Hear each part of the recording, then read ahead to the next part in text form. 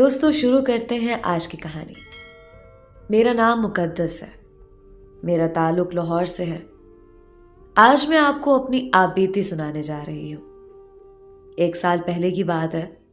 آپ کو بتانا چاہتی ہوں کہ جب کسی لڑکی کی شادی کی عمر ہو جائے تو اس کے والدین کو اس کی شادی کی کتنی فکر لاحق ہوتی ہے، کیسے کیسے وسوسے اور اندیشے لاحق ہو جاتے ہیں۔ پتہ نہیں لڑکے والے کیسے ہوں گے، سسرال میں ہماری بیٹی خوش رہے گی یا نہیں، جہیز کا بندوبست کرنے کے لیے پیسے کہاں سے آئیں گے۔ یہ وہ پریشانیاں ہیں جو ہر جوان بیٹی کے والدین کا مشترکہ اثاثہ ہے۔ میری والدہ اپنا بڑا خیال رکھا کرتی تھی۔ بالوں میں مہندی لگانا اور بال سنوار کر رکھنا ان کا معمول تھا، لیکن جب سے میں نے جوانی کی دہلیز پر قدم رکھا تھا، والدہ کو اپنی فکر بھول گئی تھی۔ اب انہیں صرف میری فکر تھی۔ ہمارا خاندان بڑی مشکل سے گزر بسر کر رہا تھا۔ امی سارا دن سلائی کی مشین چلاتی تھی، پھر کہیں گھر کا خرچہ پورا ہوتا تھا۔ اپنی ماں کا جھریوں زدہ چہرہ دیکھ کر میرا دل خون کے آنسو روتا تھا۔ گھر میں غربت کے ڈیرے تھے۔ ایسا نہیں تھا کہ میرے لیے رشتوں کی کمی تھی، بلکہ امی نے تو ایک جگہ میری بات بھی پکی کر دی تھی۔ لڑکے والے ضد کرنے لگے کہ جلد شادی کرنی ہے، لیکن ہمارے ہاں اتنے پیسے نہیں تھے جلدی شادی کا انتظام کر سکے۔ مگر حالات کی ستم ظریفی دیکھیے کہ ہم بڑی مشکل سے اپنے گھر کی دال روٹی پوری کر رہے تھے، مگر لڑکے والے امی پر پریشر ڈال رہے تھے کہ شادی کے لیے جلدی کریں۔ امی کو یہ فکر کھائے جا رہی تھی کہ میرا جہیز کہاں سے لائیں گی، شادی کے اخراجات کہاں سے پورے ہوں گے۔ میری فکر میں ان کے چہرے کی جھریوں میں مزید اضافہ ہو گیا تھا۔ ان کا چہرہ دیکھ کر ایسا لگتا تھا جیسے کوئی ارکان کی مریضہ ہو۔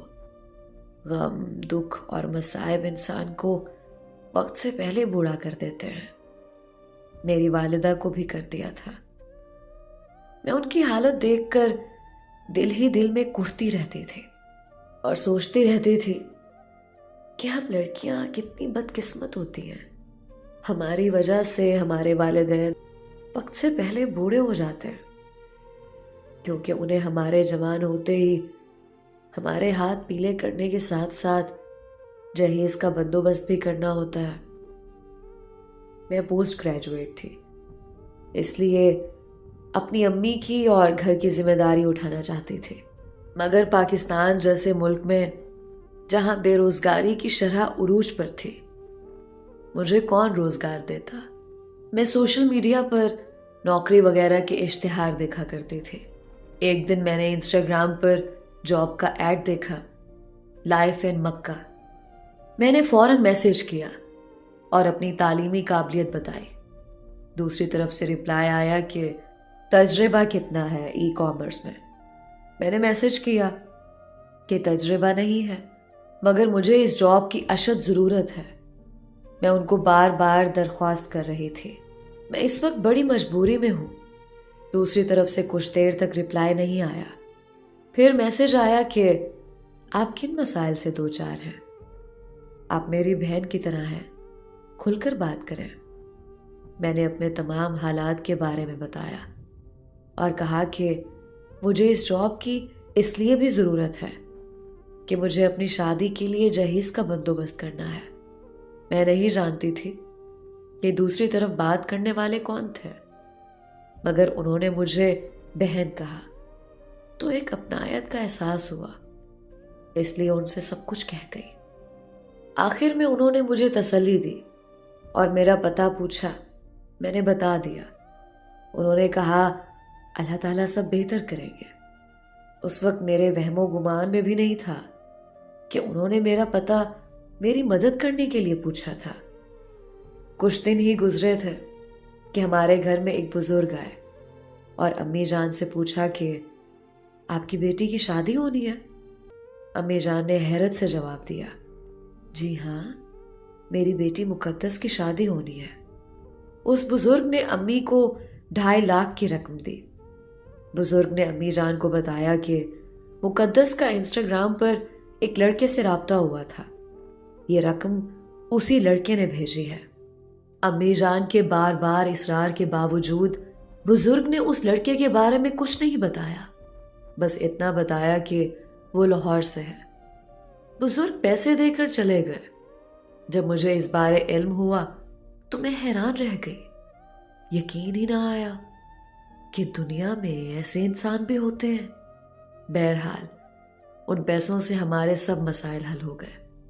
अम्मी ने मेरी शादी भी कर दी, मगर मैं अपने मसीहा को कभी नहीं भूल पाई। उनका इंस्टाग्राम अकाउंट भी लाइफ इन मक्का के नाम से था। मैंने उन्हें इंस्टाग्राम पर बहुत मैसेज किए, मगर कोई जवाब नहीं आया। मैं जानना चाहती थी कि मेरा मसीहा कौन है, जिसने 2.5 लाख की खतीर रकम एक अनजान लड़की की शादी के लिए दे दी।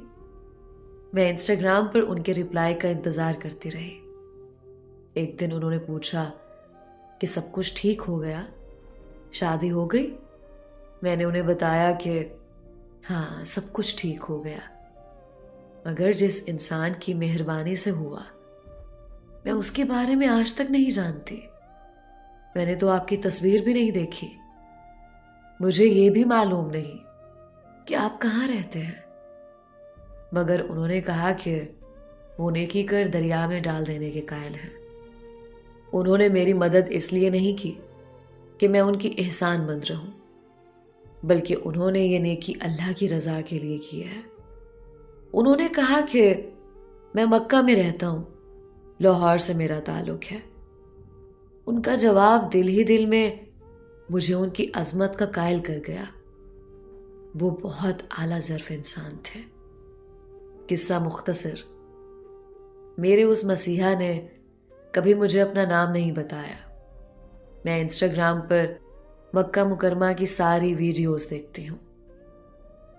मैं उसके बारे में आज भी अनजान हूँ, मगर इतना ज़रूर जानती हूँ कि वो फरिश्ता सिफत इंसान एक अजीम इंसान है, जो दूसरे की मदद भी करते हैं तो सामने आए बगैर। शायद ये दुनिया इन्हीं जैसे इंसानों की वजह से चल रही है। मेरी दुआ है कि वो जहां भी हैं हमेशा खुश रहें। दोस्तों, उम्मीद करती हूँ आपको आज की ये खूबसूरत सी कहानी, जो रूह को ताज़ा कर देने वाली थी, ज़रूर पसंद आई होगी। मिलते हैं एक और नई कहानी के साथ। अपनी दुआओं में याद रखें। खुदा आपका हामी और नासिर रहे।